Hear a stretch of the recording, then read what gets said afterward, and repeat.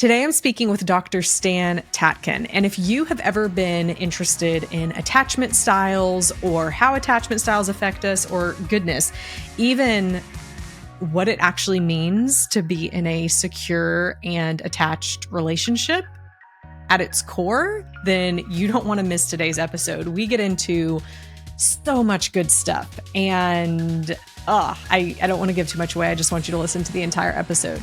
Dr. Tatkin is an expert on human behavior and relationships, and he has written 6 best-selling books.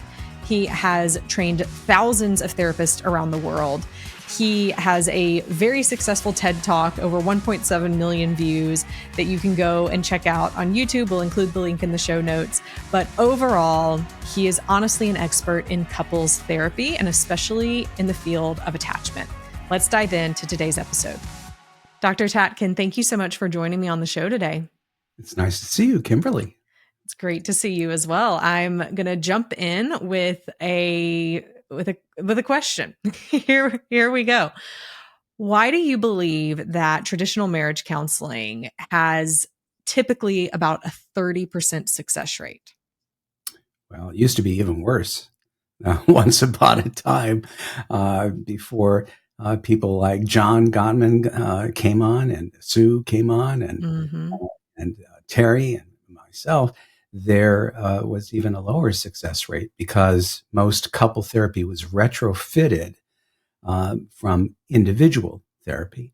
And then we had all different schools rushing to do it, psychodynamic and CBT, behavioral, communication style, that was Virginia Satir.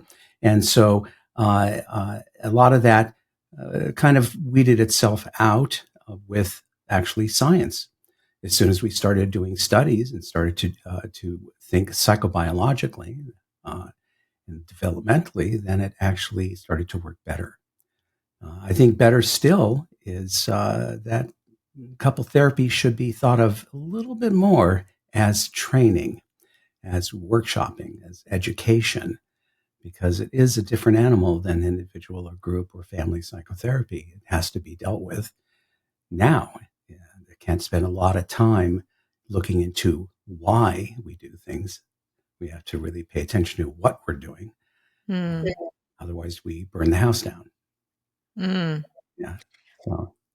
Can you go a little bit more? So for me, for the listeners, when the first statement you said is couples therapy was retrofitted from individual therapy. So what was it that initially, or maybe even still some people do, when it comes to couples therapy that really leads to the worst success rates? And then what are the things, based on yourself, Gottman, Dr. Sue Johnson, what are the things that when that happens in therapy, much greater success is seen? Well, first of all, I am a fan of a lot of the greats. I learned from them. Virginia Satir, from structural family systems, right? From strategic family systems, from the Milan group. All of these people, Ivan Bozier-Menyi-Nagy was a family therapist who came from a psychoanalytic school. And his was the only system that I know of that focused on justice and fairness, social justice in the family. And so I've definitely taken that from him. I've taken circular questioning from the Milan group.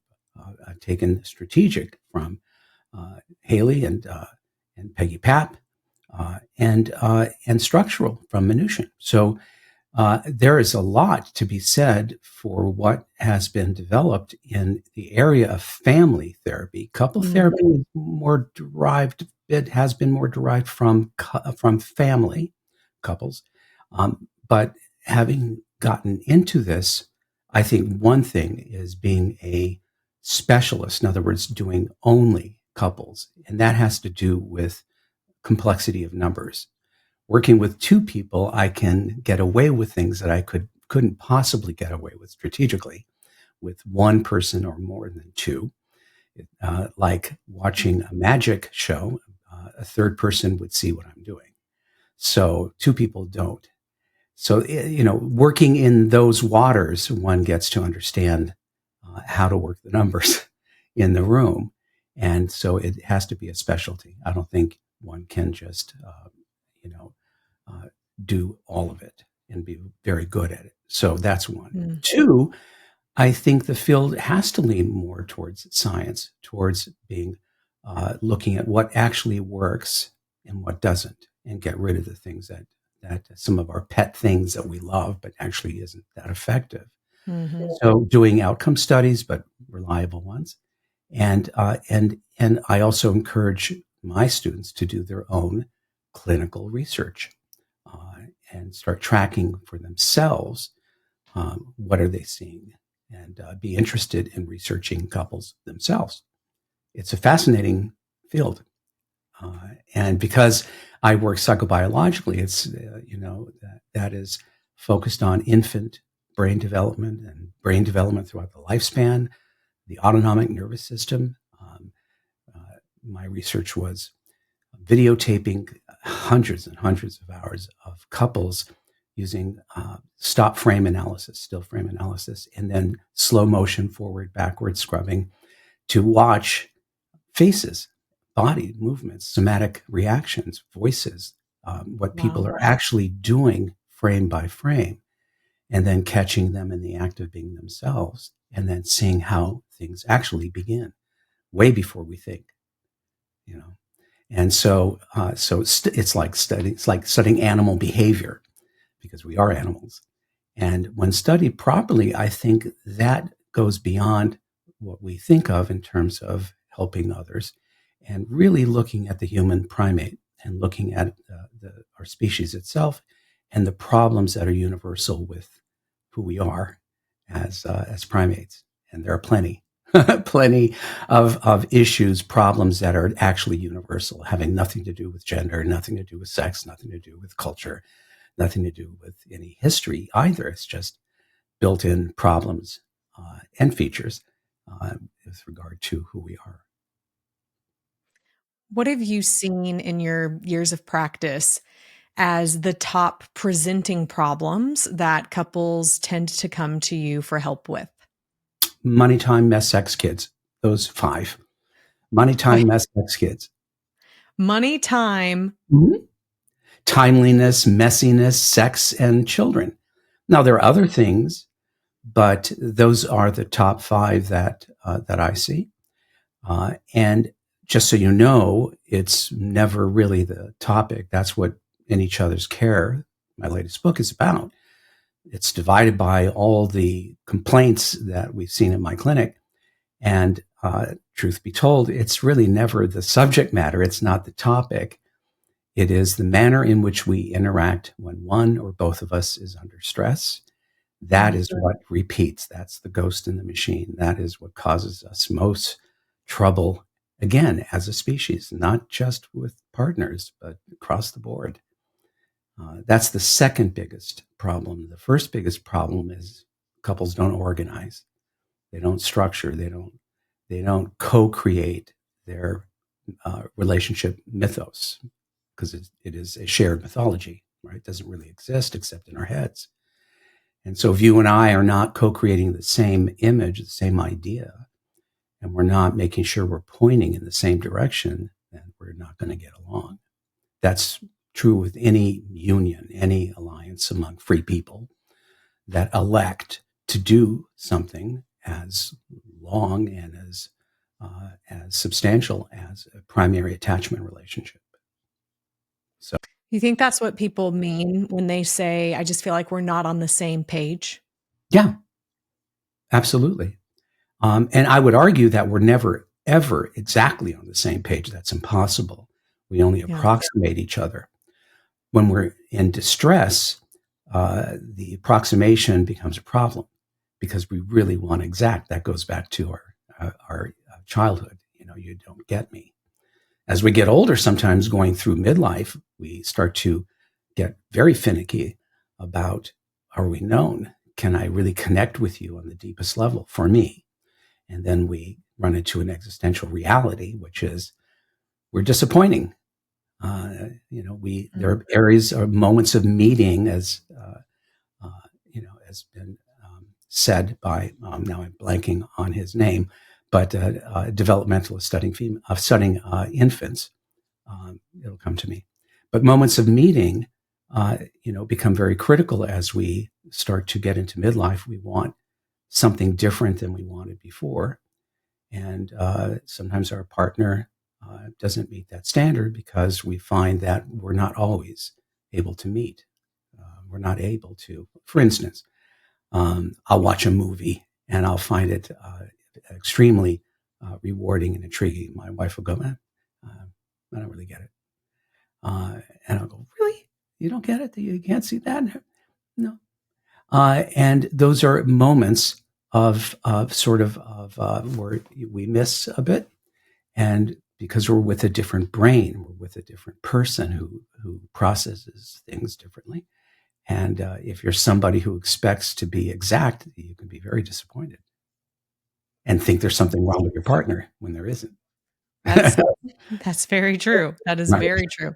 It's where people begin saying things like, I must have married the wrong person, or if I was with someone else, maybe I would be happier. Right. That's because we actually have a brain that is built to be aware of what is missing, what we don't have. We're always aware of what we don't have. And that's very good for hunting and gathering. That's very good for finding a place to settle. Not good for happiness. We have a brain that's comparing and contrasting all the time. Very good for picking food. Not very good for being happy because everybody in your street has this or that car, right? Or somebody has a more attractive to you partner for that moment. But that's mostly in our heads, right? We don't realize how much our mind plays tricks on us and pulls us around because we've never lived outside of our heads and we never will. It's all an inside job.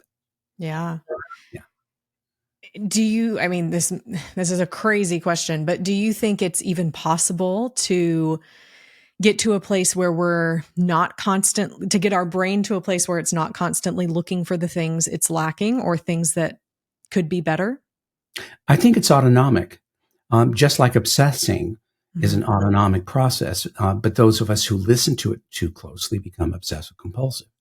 So the brain has many different functions and a lot of different voices, so to speak, a lot of different messages that have a different purpose for survival, different purpose for doing certain things. And if we don't know that, we'll pay too much attention to the noise, which there's a lot of. And so a lot of growing up is understanding what's noise and what is signal, what is important. And that is directed by our executive function. In other words, I can get pulled into being attracted constantly to things on the outside, and which is a dopamine rush. And so I'm always looking for novelty, never really understanding that drive doesn't have any other meaning than to constantly get a dopamine hit for novelty. But if I were mature enough and understood by picking one person or one thing, I could get the same dopamine hit by focusing on the ordinary as if it is novel. In other words, by paying close attention to that which I'm doing, like a career or a person that I pick, and commit to that, I find the novelty in the ordinary. I start to see what is familiar and see how it is stranger-ish and constantly new, constantly mysterious, constantly exciting, constantly something to know more about, including myself. So if you consider self and other are intertwined, really knowing my partner and being present is a way to also know myself. And so that's why we commit, hopefully. We commit not because we have to, we commit because we want to broaden our understanding of ourselves and that which we're studying or looking at. In other words, it's a selfish need. It's not done because somebody needs you to commit to something, right? And those of us who don't commit, which I went through a period of life that was true, feel lost.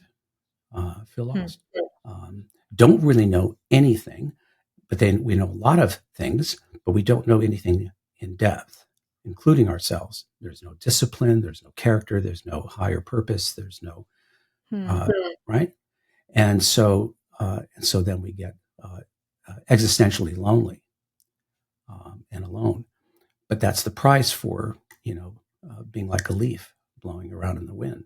So, I think there's a reason to focus on one person, as there's a reason for polyamory and a reason for anything we want to do. But it's good to know your reason. It's good to know why you're choosing one thing over the other, because that's quality of life, right?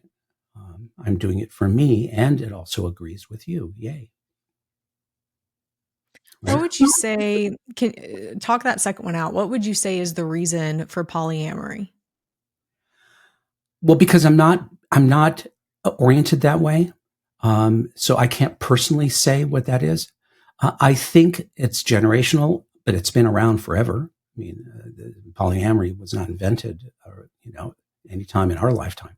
Mm-hmm. I think it is a natural outcome of community, a natural outcome of being part of a group.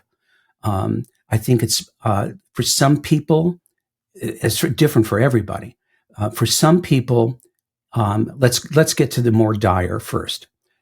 There are some infants that had a breach in attachment very early, and that was never repaired. So what happens is in the infant life of the infant, when I am abandoned or feel abandoned by my primary, very short amount of time goes by where I feel despair. I feel like I'm dying. Right? It's anaclitic depression. I feel mother loss. I feel like I'm dying, and then I go into a deep depression, which as a failure to thrive. I may not come out of it, but most do. And when I do come out of it, I come out of it fine, but I will never ever depend on a primary again. Never. And so I look for many people. I don't look for just one person. Why would I do that? That would be nuts. And I don't even really remember it, but I'm not oriented towards putting my eggs in one basket.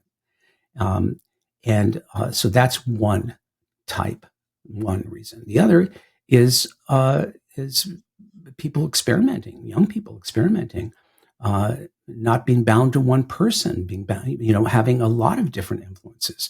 There's nothing wrong with that. Then there are people who are curious. Then there are people who are just horny all the time. That's not necessarily polyamory. That could be ethical non-monogamy, open relationship. But there's so many different reasons for people doing something. And the reason really determines how long they will do it, right? Mm-hmm. How long it'll be fulfilling, because we're moving through time and our needs change as we develop. Case in point, a couple that I worked with, both of them were, clear. They didn't believe in marriage. They were not going to get married. They didn't believe in monogamy. They were going to be engaged in ethical non-monogamy. And that went on until their 40s. They had a child, and the female refused to change the deal, by saying, I kind of tired of this. I don't want to do this. And I'd like to have a monogamous relationship now with you. Right. But because they were so dead set on being counterculture, she wouldn't say that. She should say, if you loved me, if you really loved me, you wouldn't sleep with other women.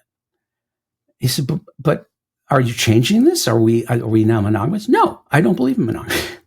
I don't believe in monogamy. But if you really love me. So it gets a little nutty when people want to change their lifestyle and are afraid to call it, right, what it is.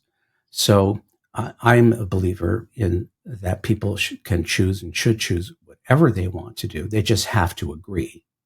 And that's where I come in. Secure functioning relationships are based on freedom, on choice, on equal power and authority, fairness and justice, right? That we can do anything we want, but we just have to agree. Otherwise, we won't get along. We just won't. And we have to be honest about it. Otherwise, one of us will resent the other. So I don't have a fast and hard rule about how people should bond. I will say that our history and our tendency is to pair bond in herds. So even in groups, polyamorous groups, there's a tendency to pair bond. In polygamous cultures, always a tendency to pair bond, so that the primary still exists and then the others are not primary. In other words, they're not the first person I run to when I'm in the most distress or when I want to celebrate something. I always go to my primary. In Africa, you can see it in hut sizes. The primaries have the largest huts, and then it's descending from there, and that's how you can tell. So there's our biology and our how we're wired, and then there are outliers, and then there are everything in between. Yeah. Yeah. In thinking about long-term, I don't want to use the word happiness, but maybe like long-term satisfaction, commitment levels, health of the relationship, things like that. What do you see as being the kind of the foundations for those relationships? So kind of what I'm saying, as you were talking about ethical non-monogamy or polyamory or a completely monogamous committed relationship, like all of those things in mind. Yeah. I could see with the polyamory or the non-monogamy, ethical non-monogamy, similar to the situation you brought up with the woman. She has a kid. Now there's more buy-in. There's more need from her part, even just primitively. Like I now have this child that needs to be protected, taken care of. There's kind of this biological drive within her at that point of wanting there to be safety and security. So all of that makes sense. So do you think that in some of those types of situations, it can be harder long term to feel securely attached, seen, loved, soothed, understood, as opposed to other types of situations? Well, that's a reason we wrote a book called Baby Bomb, and the book is intended to prepare couples to remain a couple throughout child rearing, because it is a couple's project. So if the couple isn't organized hierarchically in the beginning to put the couple relationship first, above and beyond everything and everyone else, then there's a problem when going from dyads to triads, from twos to threes, right? Mm-hmm. That recapitulates a problem in early childhood where we have to share our primary with this other person. Yeah. It's an interloper, right? And now the baby's an interloper for usually the secondary parent, male or female, doesn't matter. And so there's a preparation process that I think needs to happen. Otherwise, the couple will disappear. And now we're just parents, which is for kids, right? It's not for us. But if you think of the couple as being the creators, right? The ones that will continue, the ones that made this whole thing and is the constant throughout, they have to remain girlfriend and boyfriend, so to speak, or girlfriend and girlfriend, boyfriend. The spirit of the relationship is what everyone and everything depends on continuing and being in good shape. Happy parents, happy kids, right? And so it's really essential they remain a couple and think that way and not lose that primary unit that has to stay not only intact, but happy, satisfied, safe, secure, and thriving. That has to happen. Otherwise, everything and everyone really gets served less, right? Yeah. There's less of us to do that. So that's how I think of it. And by the way, there is, the attachment system is a biology, a glue that nature has built in to keep us together and to keep us from abandoning our children. And that's a good thing, keeps us in groups. But it's also confused with love. And it isn't love. It feels like it. It is an existential threat to our survival to think that our primary relationship may not exist tomorrow. Mm. And that causes a kind of panic that we would experience when we were very young. Mommy dies, I die. And so it's the glue that holds us together. It's the I can't quit you biology, which is great unless we're in a terrible relationship and we really should be quitting each other, but we can't because of the biology. So I'm not a believer, even though I'm really a romantic. I mean, at my core, I don't approach this romantically. I don't. I believe that love is not enough. That pair bonding should not be predicated on emotion. It should be predicated on purpose, vision, and terms and conditions, deal or no deal. Because these are two adults moving through time, and it's not family, right? We confuse coupling with family. It isn't. You and I are strangers forever, trying to get to know each other better and better. Right? Only our kids are blood. And so there's a lot that we confuse that get us off track, and we treat our union in ways that we would never treat a rock and roll band or a dance troupe or cop car partners or military or any other union that has a shared purpose of we want to win, we want to survive, we want to make money, but we want something, right? And we're in it to win it. We're in it to do it. And we know where we want to go. As soon as that isn't there, all unions break down. All unions break down because we start to turn on each other. Civil war, for instance, country like ours starts to lose its purpose, central vision, and then people start to fragment and tribalize. Same with partners. So partners really do have to be visionaries. They have to know their purpose and have to keep creating it over and over again, because otherwise they'll focus on their differences, not how they're the same and where they agree. And this is really crucial. And it's the one thing that couples lack preparedness for, because we all have different reasons why we enter into love relationships. And love is different to each of us in terms of what it really means. What could possibly go wrong? Right?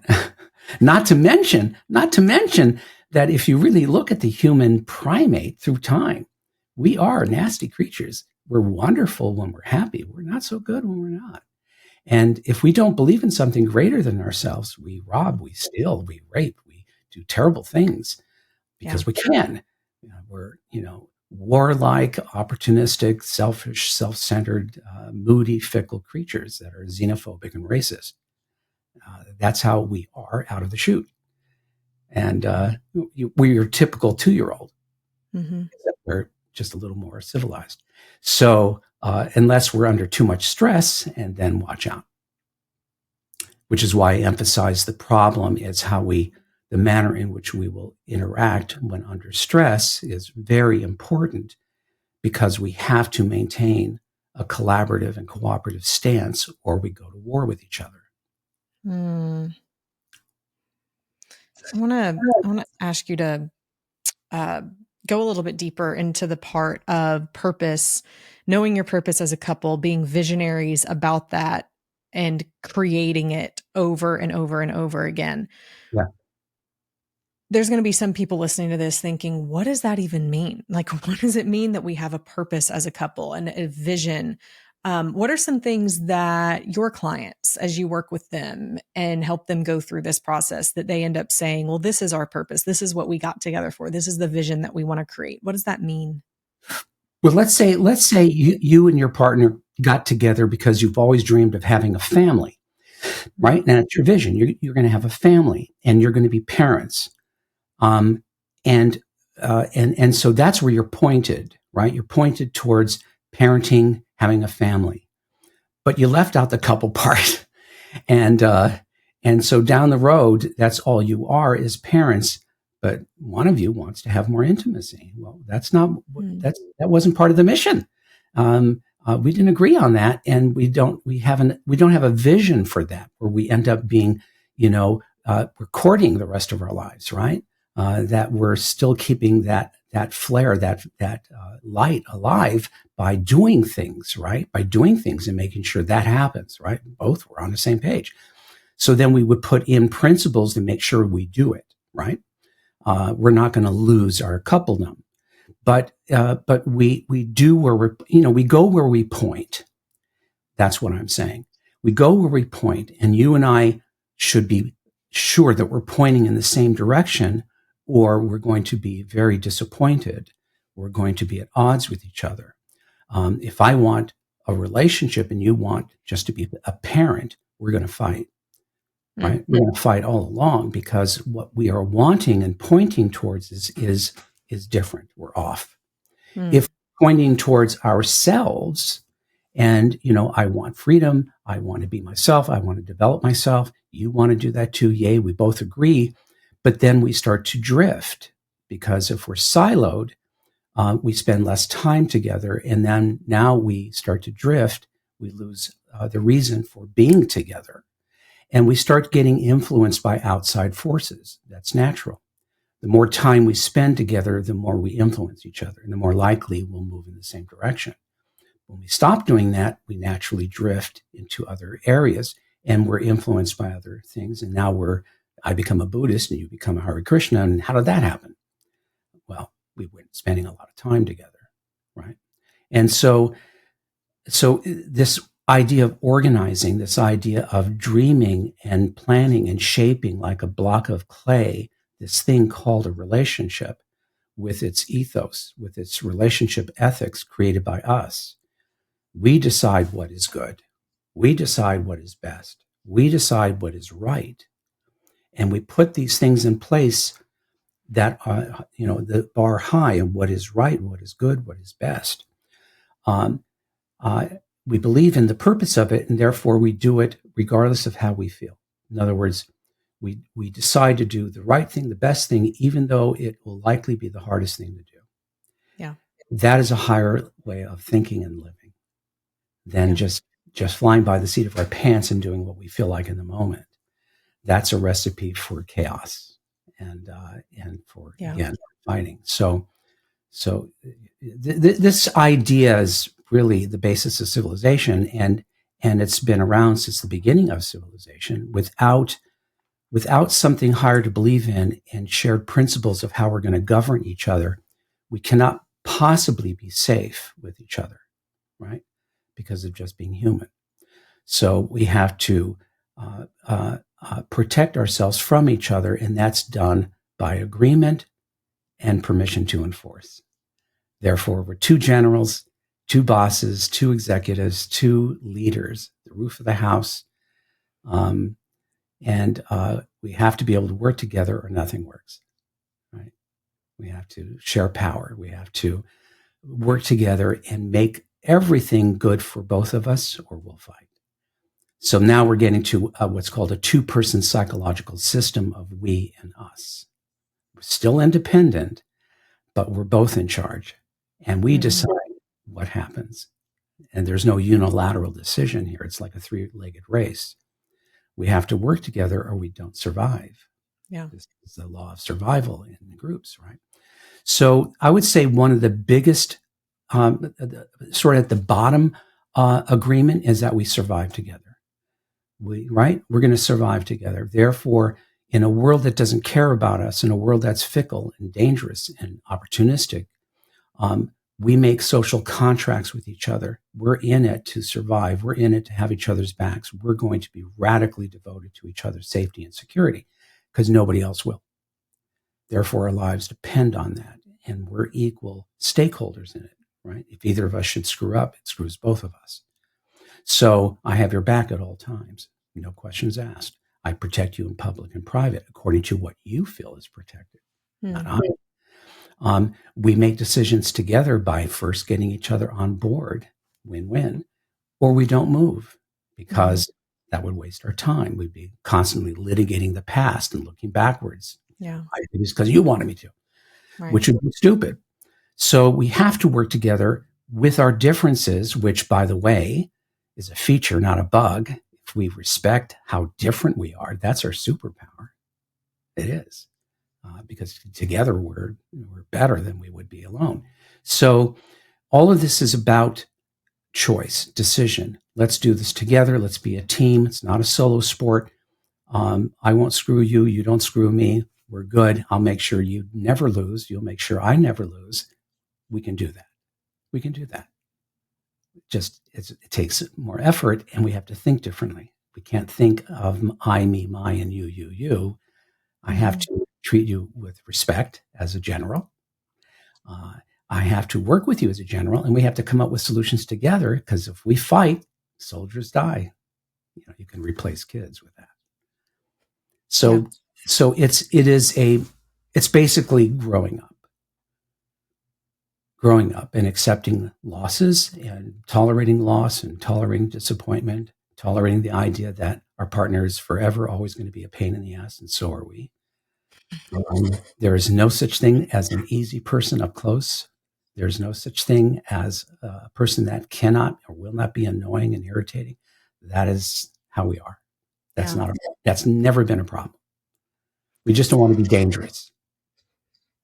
As you're outlining this, I think, yes, of course, this is great for a marriage relationship, but I also see how parts of this could be very applicable for business relationships. Yeah.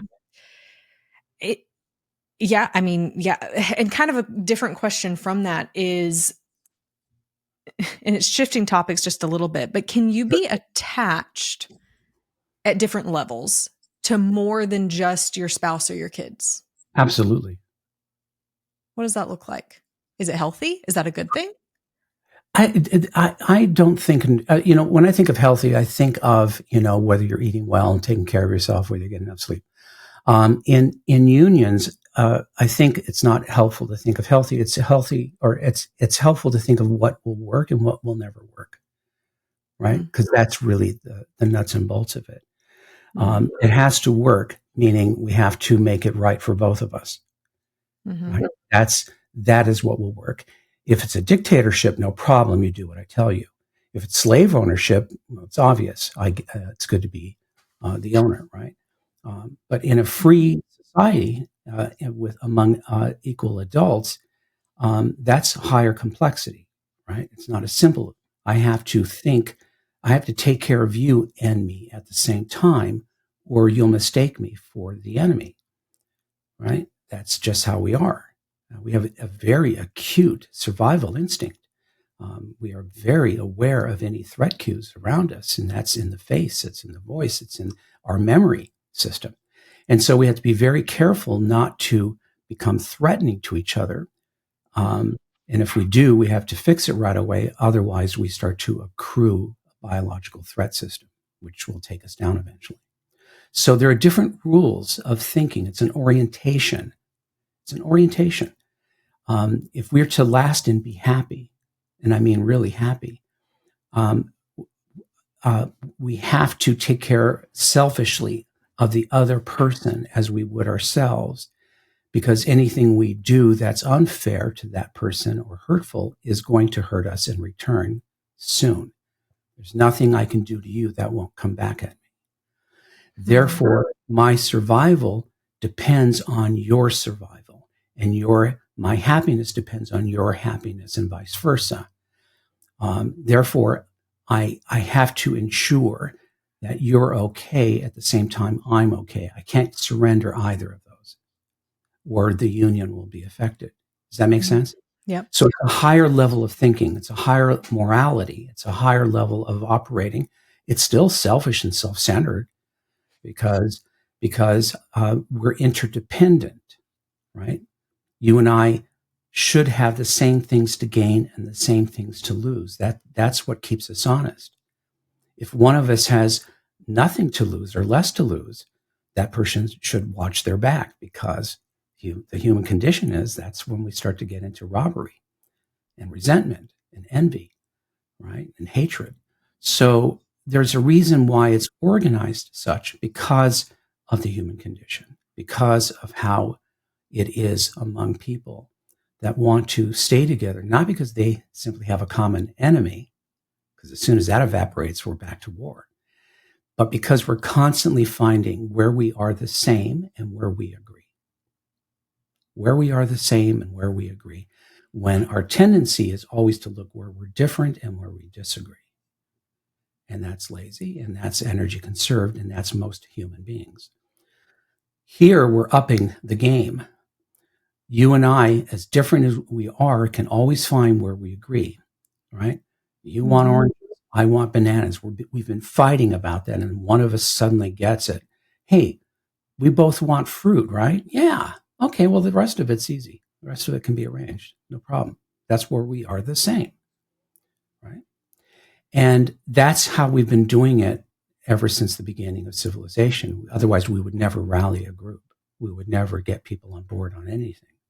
It has to be a kind of a social emotional intelligentsia that can formulate things that are good for everybody.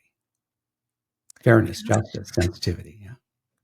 How does By the way, Yeah. this is the ingredients for earned love, earned respect, earned admiration, not the kind that just comes upon us like weather passing through. Mm. It's more substantial. This is irreplaceable. Because what we're doing for each other on a daily basis, we're doing because we're both adhering to the principles we've created and keep putting in place. And that is more than the average bear will ever do. That deserves gratitude because we're often doing the right thing when it's the hardest thing to do. And that leads to self-esteem, first of all. Who doesn't feel good about doing the right thing when it was the hardest, right? That's character. But then there's gratitude because if we're all easy, why would we feel grateful, right? If we weren't doing anything out of the ordinary for each other in both directions, why would we feel grateful? There's no effort, right? There's nothing.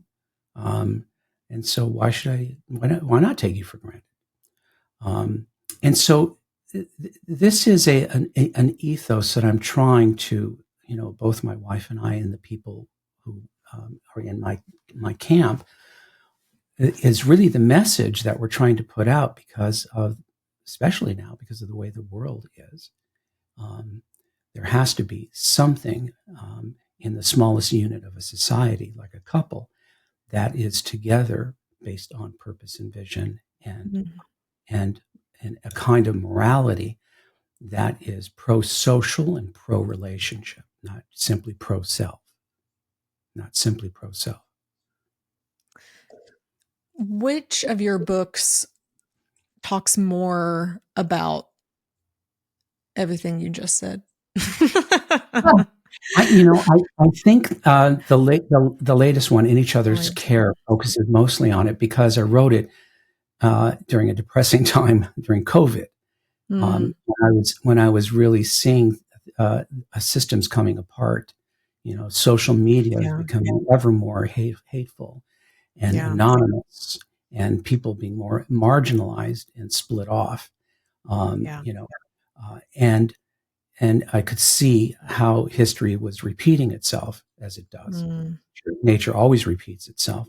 And because I'm fascinated in love couples, I could see it on that micro level as well. And so that is why I started putting more emphasis on top down organization, structure, purpose, meaning, co-creating something new, not something old, not something your parents built, but what we want, and to get people to start to come together again in a way that is pro-relationship, pro-social, not pro-self, because we live in a very increasingly pro-self culture. Yeah. How does attachment style affect a couple's ability to get to that point where they are living in the higher morality and level of thinking? They're earning the love, respect, and adoration. They're going through all the steps that you did, but how does attachment style affect their process through that? I think the insecure flanks of attachment, and I say flanks because if you can imagine models, either linear, circular, or in some other nonlinear fashion. But if we just think in a linear fashion, and secure attachment is in the middle, flanked by insecure attachment. One side being a distancing side, it's oriented towards distancing, the other oriented towards clinging, right? If you organize those groups, then anything left or right of center is more one person oriented based on their adaptation in childhood. So if I am insecure, that means that I'm burdened with an ongoing anxiety that something will happen when I depend on someone. That has happened. So either I will be neglected and then expected to perform, and I will be subject to demands that are unfair in one direction only, that I'm just to be used, but I was also neglected. Then I'm anxious when I depend on you. You're going to take my independence, my autonomy, my things, my stuff, and I will feel trapped, right? Only when I start depending on you does that memory come up. Therefore, I'll defend myself in ways that are threatening to you. I'm protecting myself from being encroached upon, being co-opted by you, as I felt. And so I'm distancing. I stop coming near you. I want my alone time. I want you in the house, just not in my room. I'm secretive. I'm compartmentalized. All of these things are not a personality disorder. They're adaptation. That is how I learned from infancy on. Mm-hmm. And I don't know any different. I'm not doing this purposely. I'm doing this because I'm sincerely afraid these things will happen. So I protect myself from the get-go. If I'm on the clinging side, I'm just as pro-self because I'm afraid you'll abandon me. I'm afraid you'll reject me. I'm so sensitive to withdrawal that I'm constantly reactive to it. Separations and reunions. I'm affected by my inability to claim and grab things for myself. I was trained to wait for things to come to me. Therefore, I'm more whiny and complaining and testing you. I'm more punitive and angry, right? Because I just won't grab what I want, right? And I'm always victim to the whims of my partner in my mind. And that appears unfriendly to the other person. So secure functioning is a set of social contracts by which all people can work together to find peace, harmony, safety, security, and all learn to thrive together by putting in agreements with permission to enforce. That frees up resources for development to move forward, and people will likely begin to soften at the edges and start to come more towards the center of security, because all these resources are being used up, like in childhood, to stay safe. It's called interpersonal stress. It's ongoing and chronic. And I don't even realize how many resources are being used up every day until they're gone. Until they're available, rather. And so that's what we're working toward. We're working toward taking threat off the table completely and lowering interpersonal stress to a hum so that we can handle the slings and arrows of the real danger, which is outside. Should not be inside, right? And so that's why we're organizing it this way. Otherwise, how do you get out? How do you get out of insecurity? My behavior towards you pushes you to react to me in a way that confirms why I should be afraid of you, right? I don't realize I'm doing that. I don't realize that I'm making you cling by being so distancing. I'm not realizing that I'm making you distance by so much grabbing and intruding, right? I'm not trying to do that, but it's coming back at me like, see, I knew it. It's always this way. And so it's self-reinforcing unless we put a system in that allows them to experience something they haven't before by agreement, right? And so that seems to be a way out, right? Through behavior, through agreements, right? You can't do that. I can't do that. We agreed, so don't. Right? I've got to do that. You have to do that. We said we wanted that. Do it. It gives us both the same power. Is it more difficult on one end of the spectrum of the other? The clinging, the person who tends more towards clinging, tends more towards distancing. Is it more difficult for them to trust an agreement that would make it a safe place again? It does. It is more difficult because I'm always looking for how I'm going to get screwed. The idea of fairness and justice logically it makes sense to me. Historically, I don't believe it, because if I've never had that, why should I believe it? If I've never had equity, parity, and I don't expect it, that's another problem. What if I don't want to be equal? What if I want to be a passenger? What if I want to regress and have you just take care of me, but then complain about it? So it's not just what we do to each other, it's what we're prepared to take as our position of power. Some people really are afraid of it. They want it, but they won't grab it, and they don't like it when they're in it because it takes a lot of responsibility to be a general, to be an executive, right? No more can I be a child and act as if I'm in my family of origin. So there are challenges here, but with guidance and training and coaching, people can get there. We know this because people enter systems that demand engagement and demand equity. They have no choice. Otherwise, they get kicked out of that system, like a team or in the military. You're oriented towards your life depends on the person to your left and right. You don't matter. And that ethos, that culture, is what keeps everyone alive, because we're doing it to keep our friends safe, right? No longer is it just me. The culture demands that. So we don't have a greater culture that demands that kind of pro-social behavior. We have to co-create it. I've heard. I'm sorry. Did does that make sense? That it's.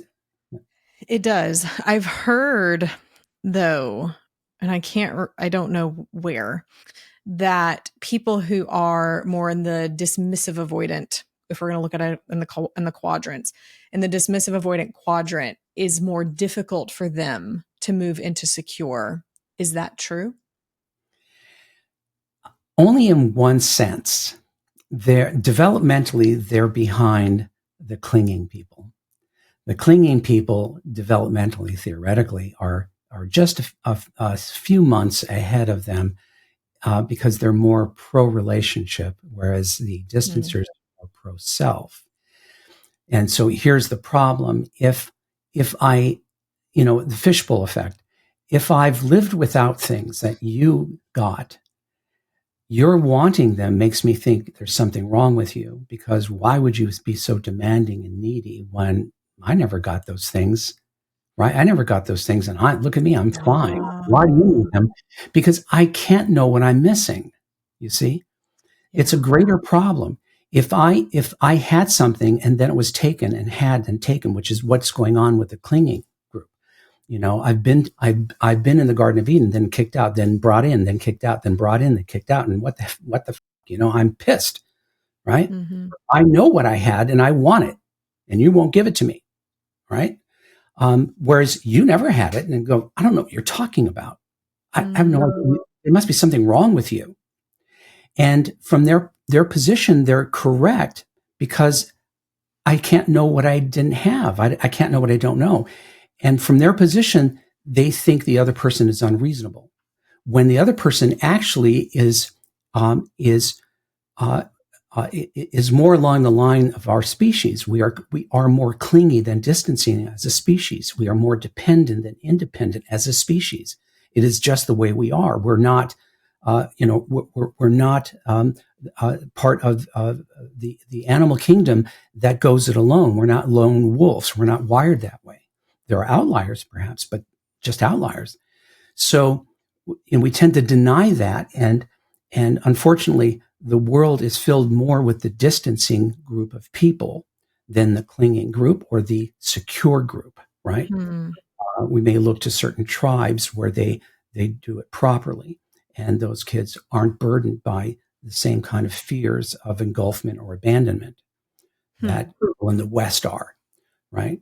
And so it's remember, it's not a pathology. It's an orientation based on nature repeating itself. I'm just doing what I saw, what I experienced as my parents did. That's it.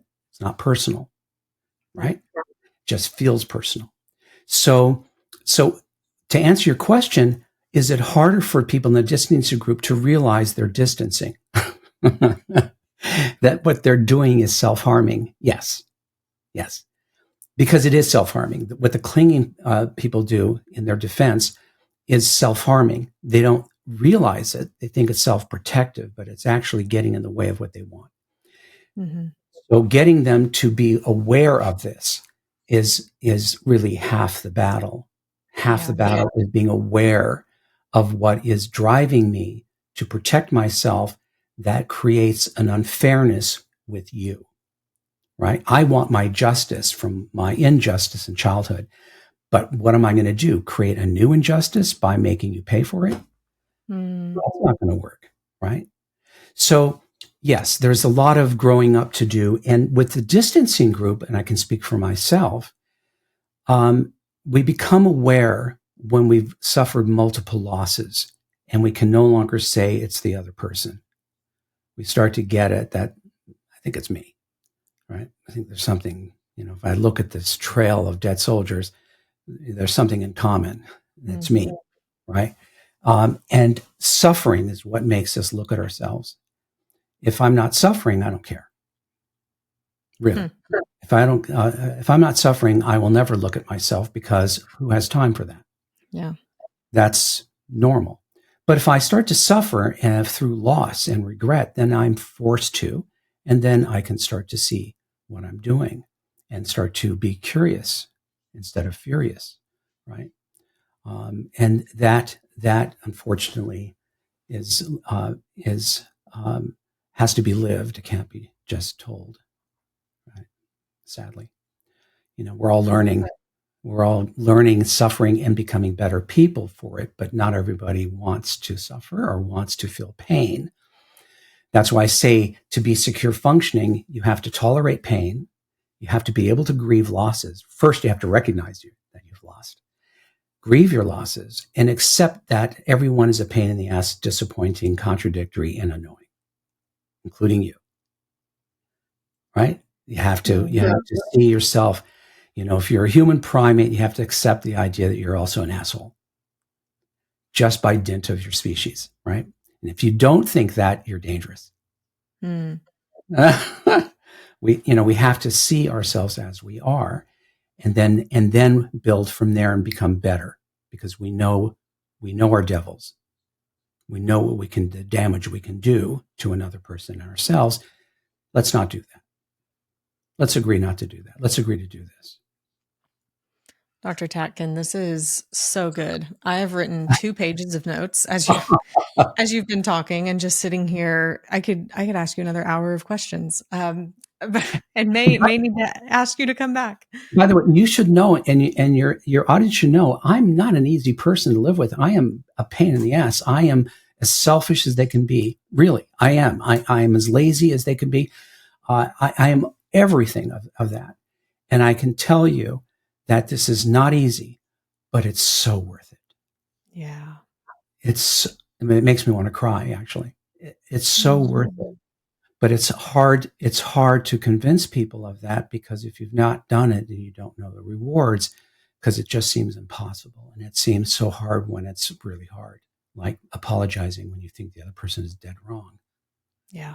And if that's your agreement, we fall on our swords completely, regardless. And you do it even though you don't want to. There is a reward there, a big one. And it's interpersonal and it's personal. So hopefully that'll encourage people. I believe that it will, Dr. Tatkin. I encourage everyone listening to go and get any of Dr. Tatkin's books, but especially the one he recently wrote, In Each Other's Care. You can get that on Amazon, probably wherever books are sold. Dr. Tatkin, is there any other place that people can connect with you and learn more about what you do? Yeah. Go to thepactinstitute.com. It's the PACT institute.com. If you're a mental health provider, this started off as training therapists to do this work, or psychiatrists, anybody in the mental health field. If you are just part of a couple or not a couple, we do couple retreats around the world, and we have one coming up in Porto, Portugal next year. Oh, Yeah, come. You and your husband? I So much would fun. love to do that, actually. You should. These are 5-star retreats with lots of like sightseeing and everything. And plus, we spend 8 days together workshopping. Yeah, we're gonna have to But look at it. We're gonna have to look into that. then, then Tracy, my love of my life, Tracy, my partner, we do couple workshops throughout the year online, and you can find those there as well. That's awesome. I will include the links in the show notes as well to the Pact Institute, as well as link to get your latest book, In Each Other's Care. But Dr. Tatkin has several other books that you can explore and look into getting after you've read that one and go even deeper. Even today, as I was looking at the reviews of those on Amazon, the In Each Other's Care book, the top review, I don't know if you've seen it, but it said, "This is the best relationship book out there." It's the top Oh, review. I don't look at There you go, reviews. Dr. Tatkin. Um, by the way, Kimberly, thank you for all that you and your husband are doing too, right? Because you're doing lots of great work. So I appreciate it. kudos. Thank you so much for joining me today. It was a blessing and an honor to get to speak with you. Same here. There are so many takeaways that I have from today's episode, and especially once we really got into the meat of what we were talking about, I could not stop taking notes. There's so much from the conversation we had that is just directly applicable to having great relationships. I mean, he gave us a high level view of the overarching concept of what a mature, stable, satisfying relationship looks like and the agreement that it takes from both parties.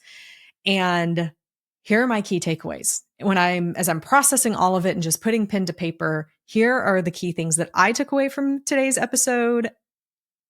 But it's not going to be everything because honestly, there was just so much. The first one is this: having a vision and purpose for your relationship, which is so key, is not just about what you want to do together, but it's about continuing to keep that vision and the purpose of you being together forefront of mind over and over and over again. In business and in leadership, that's one of the things we know works. It's in thinking about me being the leader of Marriage Helper. One of the things that is my job as the CEO, as the visionary, is to communicate the vision and connect the vision to what people are doing day in, day in, day in, and day out. It's the constant communication and creating the vision and the reason and purpose for it over and over and over. But we don't really do that as much in our marriages, but it's absolutely necessary. Because when we know what the purpose is and the vision is when we can create the habits and principles to make sure that we actually do it and uphold our ends of the agreement over time. My second key takeaway is that really when we look at how stress affects a relationship, stress will either force us to collaborate or to go to war. That's how Dr. Tatkin put it. And when we go to war, people get hurt. Ourselves, our kids, other people. So when stress comes, the collaboration aspect of it goes right back to what is the vision, what is the purpose, and how can we communicate together and work together in order to get that to happen. One of the notes I wrote down is, I have to take care of you or you will mistake me for the enemy. We tend to go into our relationships thinking, what can I get? What will this person do for me? But when we begin to shift our thinking into, I need to take care of this other person, number one, because it's the right thing to do. But then, according to Dr. Tatkin, we have this selfish underlying reason for it, which is, I don't want you to eventually mistake me for the enemy. So it's actually a little bit of a selfish reason that I'm wanting to take care of you and make sure that you are getting what you need. Because if the relationship is to last and to be happy and to be healthy, then it is because we take care of each other. Constantly finding where we agree and working from that being our starting place instead of always just looking at where we disagree. There's so much to go into in there. But the bottom line of it for me and my takeaway is, my spouse is not the enemy. And in fact, it's my job and my calling to look at how I can ensure that my husband feels loved and taken care of. My kids feel loved and taken care of. The other important relationships in my life, how do they feel loved and taken care of? Because that's going to be what leads to the best possible outcome for the relationship. And then finally is the conversation of attachment, which, man, we could have gone way deeper into that. But ultimately, wherever someone is on the attachment scale, it's all under the basis of self-protection. We are either clingy or we are distancing because we are looking to protect ourselves and to not get hurt in the way that we've gotten hurt in the past. And it's difficult for people who have never had a secure attachment, never had a person always there for them, especially as a primary caregiver, to even wrap their mind around how they're letting the other person down, which just goes back to the very first point of a great relationship starts with understanding the purpose and the vision, and then creating the agreements together to get that vision to happen, to work together to make that vision happen. It's very in-depth though. Like all of these things just put into buckets the high-level concepts that make relationships work, but it doesn't necessarily mean it's easy to do. Overall though, here is the hope for the entire episode.